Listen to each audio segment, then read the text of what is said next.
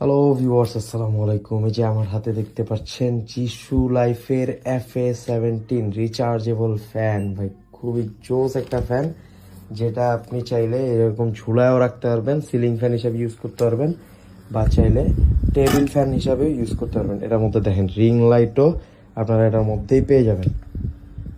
Ring লাইটটা দেখেন, এই যে কুল টোন, ওয়ার্ম টোন, এই যে লাইট ওয়ার্ম মানে কুল ওয়ার্ম মিক্স করা একটা টোন। আর এটার মধ্যেই 3টা স্পিড মোড পাবেন। দেখেন বাতাসের আওয়াজ কিন্তু শোনা যাচ্ছে।